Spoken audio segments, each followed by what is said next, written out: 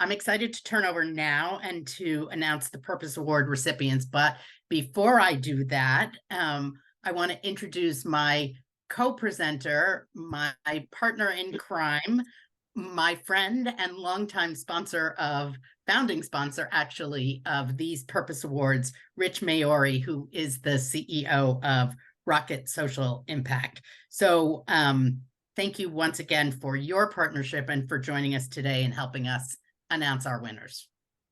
Absolutely. Thank you, Carolyn.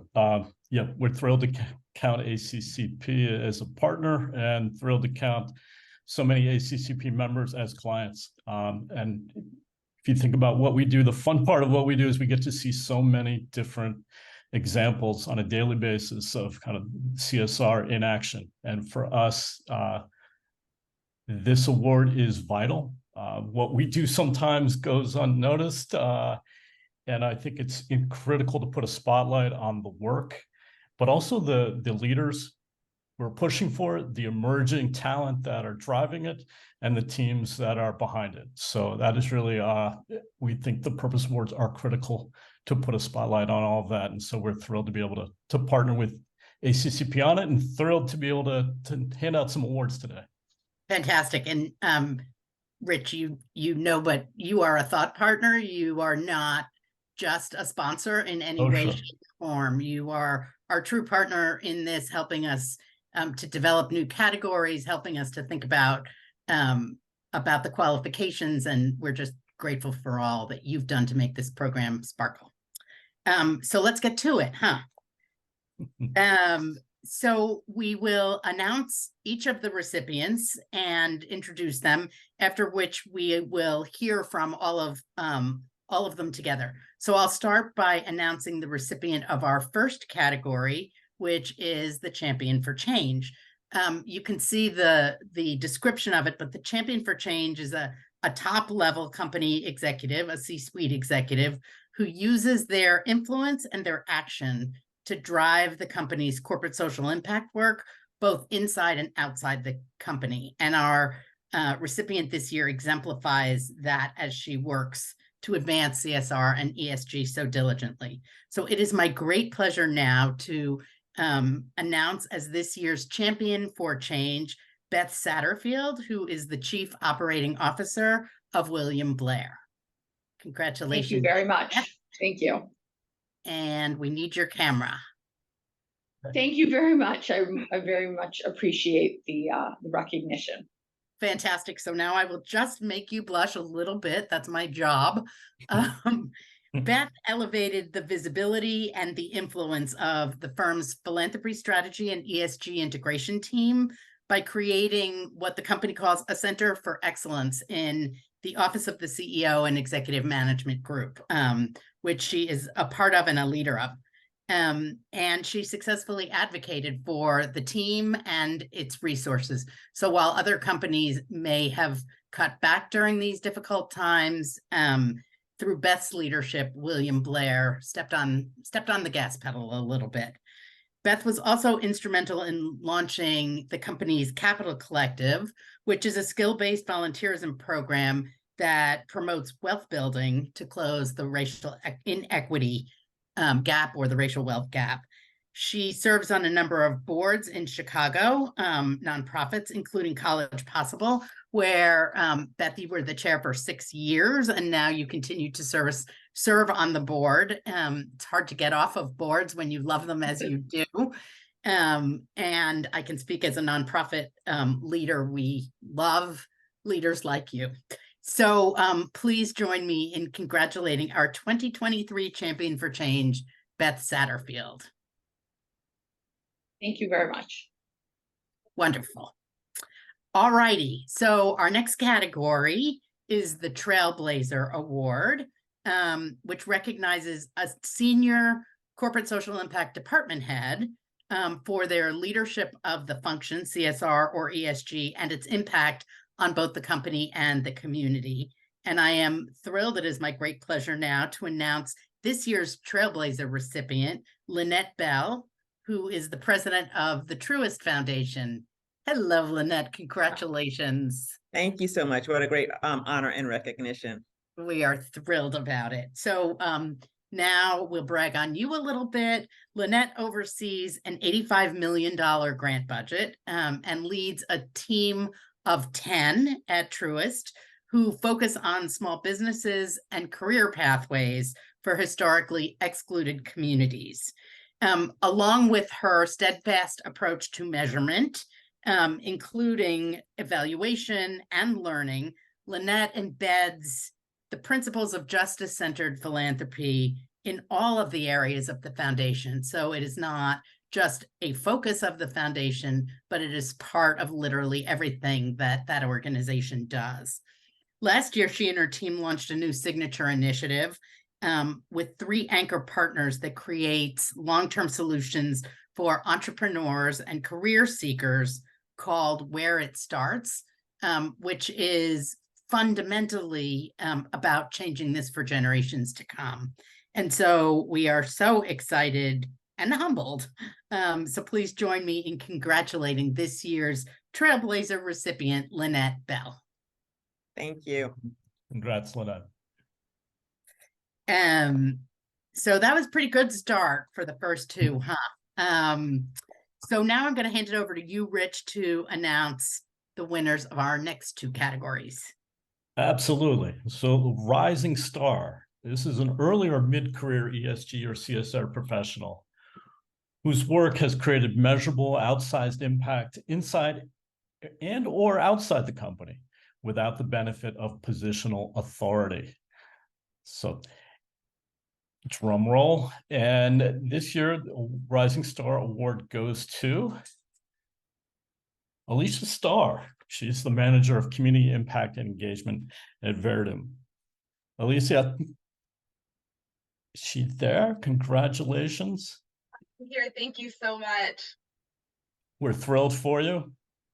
It's fun to give this award. All of them are great to get. This one, especially kind of the rising talent, being able to be recognized for, again, I think the key word is outsized impact in what you do. So congratulations. Thank you. It's an honor. Okay. And now, Can I, Rich, just say just a word about Alicia's specific work? Yes, please. Yeah. So Alicia's a one-person. You can turn your camera back on. Alicea is a one-person corporate giving and volunteering organization inside the company, which is spectacular. But really focused and pushed the organization, the whole company, to focus on advancing health equity. So worked with each of the existing philanthropic partners to retarget their funding. So it will directly serve underrepresented populations. And she also transformed the Give Back program for office-based volunteerism that aligns with their global strategy and their brand. So thank you again, Alicea. Fantastic. Thank you so much. Thrilled for you. And then our last category, it's relatively new. This is the second year we've done this category, is highlighting a team. So corporate social impact team. This is a team of social impact practitioners whose collaborative and innovative approach to CSR or ESG program generated significant business results for the company and social impact in the community. I believe this is, we had a lot of nominations for this category, which obviously is, we're thrilled about. And it was a tough decision, but this year's award goes to, I think we need a little drum roll music. Go to the next slide. Keeping you all in suspense. The Novartis team, the giving and volunteer team at Novartis. And congratulations to you all. Carolyn will get you all on camera. Carolyn will kind of give a little more detail about all your great work. Great, congratulations, Estelle. And also, I'm sorry, I'm just gonna pull these names. I apologize for that. So the Giving and Volunteer team is led by Katie Fitzpatrick, who is the Associate Director of Global Partnership Engagement. Estelle Roth, who's the global head of giving and volunteering, and Clement Dualt, who is the associate director of people engagement and volunteering. So I'll tell you just a drop about this group. The group was actually nominated by the UN High Commissioner for Refugees for innovative work that it does with their global refugee program. So the company actually created or gave a philanthropic response, which was a corporate donation of $3 million, and medicine donations worth $38 million. But it was enhanced by the team's innovation beyond that philanthropy. So the team worked on put together a cross-functional working group, which created toolkits, educational offerings, and other resources. And they also activated their volunteer ambassador network in the local asylum centers.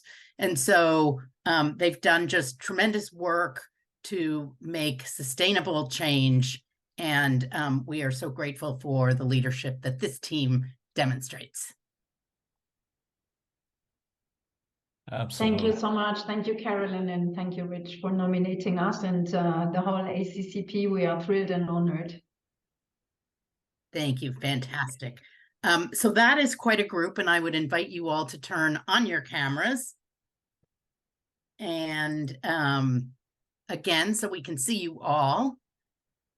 And I'm going to do a little bit of a round robin with Rich and all of you on that just allows the folks on the call and our members to hear a little bit about you, considering your exceptional work and your great experience in different dimensions of this profession. So the question that we will start with is, based on your experience, could you each share one piece of advice that you have for your corporate social impact peers?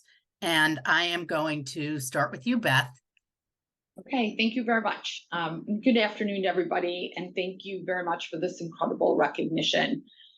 I'm very proud to be a leader at William Blair and part of a global firm that lives into its mission of empowering colleagues, delivering client success, and engaging in our communities, and allows me to be passionate about the work that I would like to do and will do and have been doing very much with the support of William Blair. It's fantastic to work here.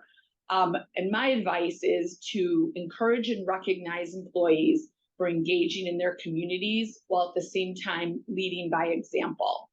And my experience has been when leaders invest their own time and their talents to serve in the community, employees will be more empowered to volunteer and dedicate their time to serve on boards as well. Leadership representation is an important signal to all employees that community service is a priority at the company.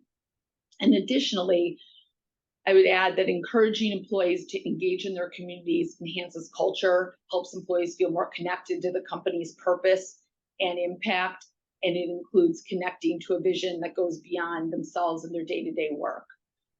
I'll add that at William Blair, we offer a very generous board match grant to employees who serve on boards, including junior boards and advisory boards.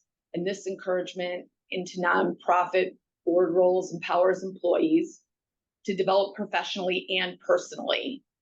Then I'll add one more thing, that as a leader of the community engagement and philanthropy team, I'm very proud of our diverse team and how passionate they are about continuously developing our programming to strategically align with the desires of our employees, which are ever changing, and the needs of the community. So a shout out to everybody on the phone. Thank you for what you are all doing to make the world a better place and your impact. And thanks again for this honor. Amen, Beth. Mm-hmm. I can't imagine that there's a single person on this call who isn't nodding.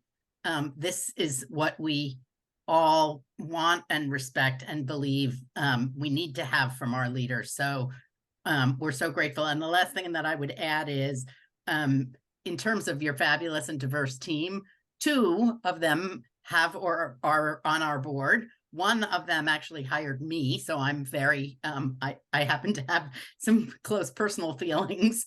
and the one of them is very, very active and serves in leadership roles in our organization as well. So you are growing them I'm well. very fortunate. It's an amazing team. It is an amazing team. So thank you for that. And let's move to Lynette, a piece of advice that you have for your peers from your perch as the leader of the foundation at Truist. Yeah, so thank you so much again for this great honor. And I think Beth said it so well that as leaders of this work, it really is critical that we bring our own unique perspective and really create the right prioritization as we try to balance how we support our communities. And so Truist Financial Corp is the 6th largest financial institution. It is a purpose-driven bank, and our mission is to inspire and build better lives and communities. And in 2020, we started activating the Truist Foundation, really reevaluating our perspectives and priorities, particularly 30 days post of creating the Truist Foundation, the pandemic happened. And based on that, we had to maximize our impact in a way that really serves our communities in a meaningful difference. We know that corporate philanthropy provides about $20 to $26 billion annually in the US to nonprofits. And so the advice I would say is I encourage all corporate philanthropy leaders to take an active role in their grant making. You know, organizations' size and budgets differ, but so it's easy to kind of get distracted and distant from how to drive real change. But at the Truist Foundation, I will say we take calculated risk every day in our grant making strategy. And we really do use an evidence-based approach to invest in organizations that meet the needs of our communities. It's through those critical conversations and being really proximate to community-based organizations and nonprofits that we're able to use that research and evaluation to co-create solutions that we really believe help to build and inspire better lives and communities. And so I'm so proud of my very small but mighty team at Truist, who leads with outstanding excellence at all times, thinking outside of the box and really driving solutions that we believe lives up not only to our purpose at Truist, but really helps bring that expertise and technical support so that we can see real change happening in communities so that everyone has an equal opportunity to thrive. So thank you again for this great honor. I'm really appreciative of it. Thank you so much, Lynette. Your words resonated so much with me. The ability to drive change by taking calculated risk with evidence-based work, that is what it is about. And you have much to teach our audience. So thank you so much. Thank you. Before if we have time, I will do some follow-ups, but let's have Rich ask our other two the same question. Absolutely. Alicea, I'd love to hear kind of some advice from you. Yeah, absolutely. Well, thanks again for this incredible honor. I can't put into words how excited I am to be here today. And I owe a lot to my company and our executive leadership for giving me the trust and the freedom and the budget to build meaningful CSR programs. So I hope I'm making them proud because, you know, Veradigm's commitment to corporate social impact makes me proud every day. So I have 3, so I'm going to go really fast. So first, as someone, I had a long career in nonprofit fundraising before moving to corporate CSR. So I would say to my colleagues to treat every nonprofit relationship like you would any other business partnership. Spend time talking to them about their needs and the best way for you to support them in a way that aligns with your company priorities. But always be honest and straightforward. I think sometimes people think that nonprofits are so under-resourced, they'll be happy to take what they can get, and that's typically not the case. So you want your partnerships to be really mutually beneficial. So that's my first piece of advice. The second is to take advantages of opportunities to meet with your company leadership. I think early to mid-career professionals, I know I was for a while, can be too intimidated by executives, but you represent a portion of the company that's consistently the good news that they get to brag about. So they should know who you are and what you're trying to achieve. So know your clear vision for your CSR program and be able to articulate it quickly and easily and speak up when you're given the opportunity. It'll help you gain the trust that you need to make big decisions. And then finally, you know, stay focused on the big picture. I think we're in such a uniquely special position in our roles as CSR managers. In the 4 years I've been in this role, we've been through a global pandemic, natural disasters, mass shootings, equity movements, a war in Ukraine, like so many. And, you know, so many people, when all this happens, feel helpless and frustrated and panicked. But for me, being in this position allows me to take action and pool resources and unite those in need and help our communities. And CSR professionals are so fortunate to have the funding and manpower to create real impact. And not many people can say that. So it's a huge honor that I personally don't take for granted. So I just wanted to remind everyone not to lose sight of the fact that you get to do more for the world on a Wednesday than most people get to do in a lifetime. So, and you know, also you're the heart of your company and you should be proud of yourselves, because I think everybody here is a trailblazer and a rising star, or a star that's continuing to rise. So, so thank you so much. That was fantastic. Nice little shot of inspiration to get us all through the day, maybe the week. Well done. Thank you for that. And then finally, the Novartis team. Estelle, I'd love to hear kind of any collective wisdom you'd like to share with us. Yes, thank you. And same, we are thrilled. We are deeply honored and over the moon, yet still realizing that this is really happening. So thank you again. Hi, everyone. I'm Estelle Roth, and I'm globally responsible for giving and volunteering at Novartis. We reimagine medicine across 150 countries through an inspired, curious, and unbossed organization of over 100,000 employees. And when I say we, that is Katie Fitzpatrick and Clément Duot from my team and myself. Soon turning 4 years of togetherness through, of course, good and, let's be honest, also challenging times. And as the leader of this team, having kickstarted the program back in 2014, there's one thing that I could describe as a red line, which is also a famous quote, and it actually hangs in my office, in my home office on the wall. And that is, everyone said it's impossible. And then came someone who didn't know that and just did it. And actually, that is us. That is the GNV team that is giving and volunteering at Novartis. And so here's what worked for us, and as an advice to peers. Identify your North Star and be bold. Try to be unique and never let go. Be always partner-led and listen, but listen actively. Better walk than talk, and walk the extra mile. And it's never too late to change the world, and it's never too early actually to start. Maybe move from the I to the we and to the us, and bring as many like-minded on board, because alone you can only go or get that far. So surround yourself with the best team, with passionate people who share your values.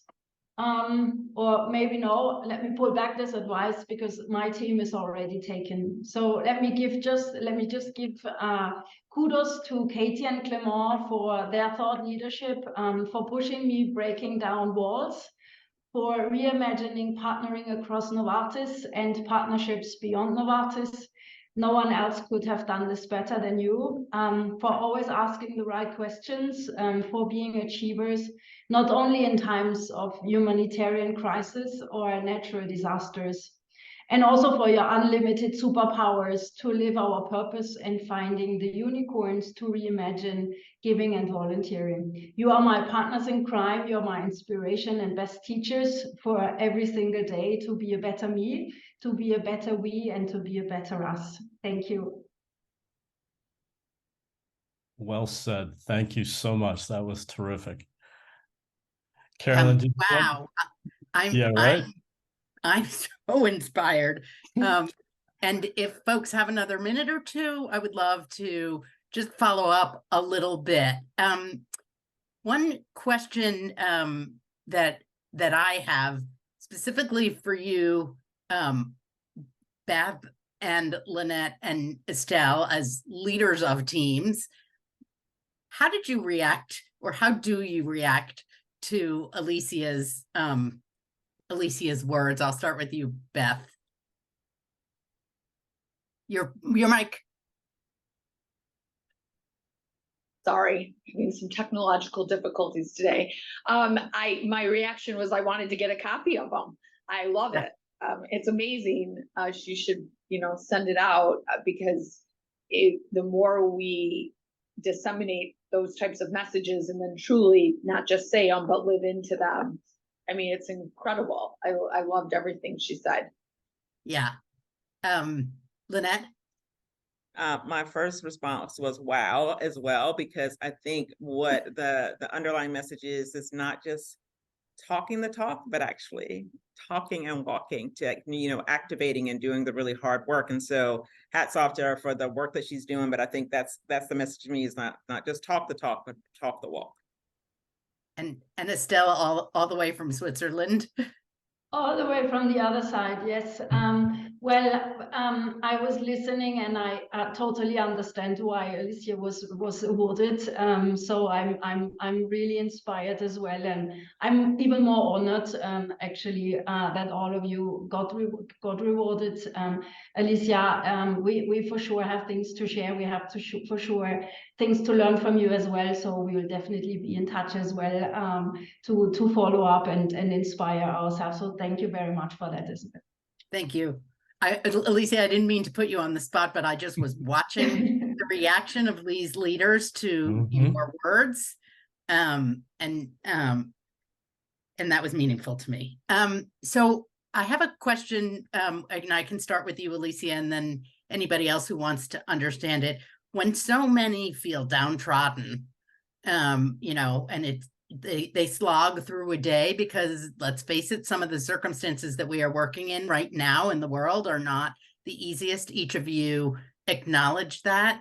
One thing in common with all of you is that you brought this incredible optimism to the table. And I know that has to be a key part of your success. So in what part of your soul are you finding this optimism, and how are you able to bring that to your work? I'll start with you, Alicea. I find it in our people. At my company, just yesterday we were at a day of service cleaning up an elementary school, and our company, everybody is so busy right now, and I still got 50 people to take a half a day off and roll up their sleeves and paint walls of an elementary school, and we're so excited to do it. And a lot of people tell me that one of the reasons they come to our company is because they read all about our culture and our amazing CSR program. So I think when I know that we're inspiring and motivating and galvanizing all of our employees to want to be better in their communities, it makes me, hopeful and want to keep working. So, without the enthusiasm and the activism of our ERG leaders, of our leadership that's committed to DEI and committed to corporate partnerships and want to include it in our events and our employee engagement opportunities, I don't think that it would be easy to get discouraged, but because we have such a strong culture of giving back, then it's always there. It's always motivating. So That's fantastic. Does anybody else want to take that one, Lynette or Estelle? Hey, I will. I think one of the things that is motivating to me, like Alicea, is the team. But I will say that, we talked about using evidence-based research to drive kind of our investment solutions in the communities. What's ideally so supportive? I was in Birmingham a couple months ago, and I had to do a big announcement, of course, cut the big check, but we went to actually see an activation of a program in place. And so the people coming in that were getting that second chance to earn that living wage as they upskill and reskill, we're so grateful for not only the knowledge, but the mentorship and the cohort building that and peer-to-peer learning that they had. That reminds me all the time when I go inside communities that that's why we do this work. I don't get to see every grantee, but I get to see some. And when I do, it reinforces that this is what purpose-driven work is about. So we all need to get up from our chairs and get out in the community. Get out in the community. Yes. I was always inspired when I was doing your work or the work that you all are currently involved in. That was the most inspiring thing to me, was to get out in community. And whenever I would feel in the doldrums, it's all about getting out there and seeing what is really happening. Absolutely. Yes. So one of the things that you all talked about, and I'll ask you this, Estelle, is the value of team and having people bring the unique talents and skills and creativity to the table. So how do you how do you help people to bring that best self, all of that creativity to the table for solutions? Because your team has quite a bunch of solutions to a very difficult social problem. But I could see in your application how many different things you touched on as ways to address the refugee crisis with the employees of the company. Yeah, totally. And thanks for the question. So we connect our people's purpose with the company's purpose at the center of everything we do. And the refugee crisis, but not only, because we basically touch 63 causes and beneficiary areas, not only the refugee per se, is something that we listen to our people. So if our people I mean, we get hundreds of emails every day, people reaching out because they care and because they expect this, because they are corporate citizens, they are citizens of the world. So there's also this demand of it. And then being citizens of the world also means, and that's represented for our company, 140 nationalities across the 100,000 people that we represent. So it's about making it meaningful for them and making it purposeful for them to engage. Thank you. Beth, you want to take that one too? How are you bringing folks? Oh, go ahead. I just, was putting the question to you. Yeah, and now follow up. Similarly, like, we're very employee inspired at William Blair. And so at, whatever our employees are passionate about, our amazing team is able to figure out how to engage them at their level and meet them where they're at. Fantastic. Might have been more to the question. No, that's great. That is great. And meeting people where they at is a great place for us all to close, because we all do that every day. We are all, we don't tell people what they have to do. We encourage them to do the very best in community. And I think that's a wonderful way to end this. So I want to congratulate and thank all of our Purpose Award winners. You have certainly showed me why the judges did that selection. And I do also want to thank our judges, some of whom are on the call today, who poured through each one of these nominations, different members for each of the categories of leadership, and really read them and really had a thorough discussion about each one. And they had the very difficult task of choosing the best, and they were great. And I can see that all of you are the very best. So congratulations.